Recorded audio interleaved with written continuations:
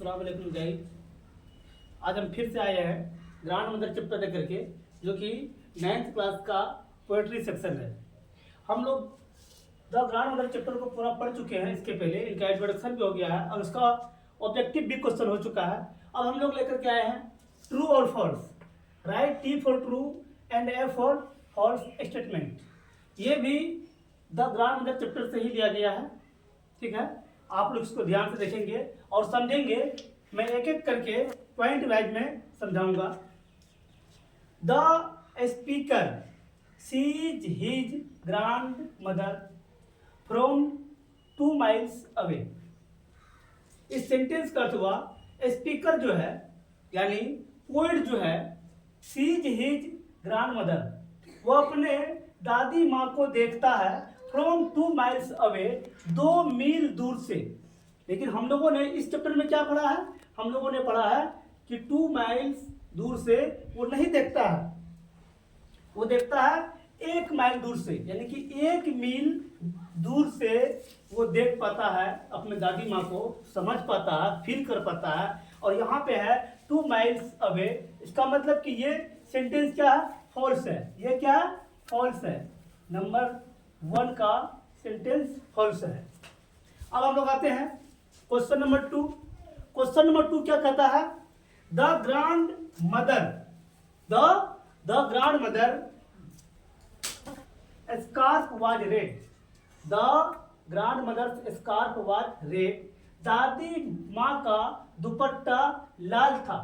ठीक, तो हम लोगों ने पढ़ा है कि दादी माँ का जो दुपट्टा था वो लाल नहीं था बल्कि पर्पल था। पर्पल मीन्स बैगनी था। तो ये भी स्टेटमेंट, ये भी सेंटेंस रॉन्ग हो गया।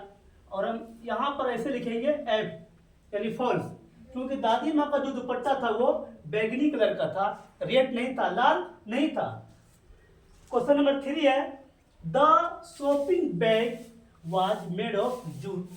शॉपिंग बैग, बाजार जाने वाला जो थैला होता है, जो झोला होता है, सब्जी सामान खरीदने वाला जो झोला होता है, तो वो किस चीज का बना हुआ था? यहाँ पे दिया हुआ मेड ऑफ जूट, यानी जूट का बना हुआ था। दादी माँ के पास जो शॉपिंग बैग था वो जूट का बना हुआ था। तो हम लोगों ने पढ़ा है दादी माँ के पास जो शॉपिंग बैग था वो जूट का बना हुआ नहीं था, बल्कि वो प्लास्टिक का बना हुआ था। क्या था? वो प्लास्टिक का बना हुआ था। तो ये भी सेंटेंस क्या हो गया? ये भी सेंटेंस हो गया रॉन्ग, यानी कि फॉल्स हो गया। अब हम लोग चलते हैं क्वेश्चन नंबर 4। क्वेश्चन नंबर 4 क्या कहता है?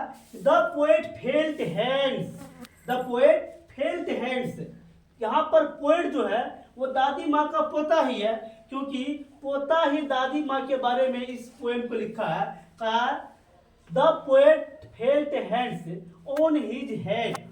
कवि जो है यानी कवि महसूस करता है उनके हाथों को अपने सर पर, यानी कवि जो है अपने दादी के हाथों को अपने सर पे महसूस करता है। क्या ये सेंटेंस सही है, फॉल्स है या ट्रू है? तो यहाँ पर ये सेंटेंस बिल्कुल ट्रू है, क्योंकि हम लोगों ने पढ़ा है पोएम में हम लोगों ने पढ़ा है the poet felt hands on his head, यानी कि पोएट जो है अपने दादी माँ का हाथ अपने सर पे महसूस करता है, इसलिए ये ट्रू यानी कि ये सही है, सेंटेंस ये सही है। क्वेश्चन नंबर 5 है द ग्रांड मदर्स हैंड्स। क्या है? द ग्रांड मदर्स हैंड्स, दादी माँ की हाथ वर टू हॉट, बहुत ज्यादा गर्म थे। दादी माँ के हाथ बहुत ज्यादा गर्म थे। तो इसका क्या होगा? इसका भी होगा आंसर में, इसका भी हो जाएगा फॉल्स, क्योंकि दादी माँ के हाथ बहुत ज्यादा गर्म नहीं थे। अब हम लोग आते हैं क्वेश्चन नंबर 6। क्वेश्चन नंबर 6 क्या कहता है? A voice was coming. कोई आवाज आ रही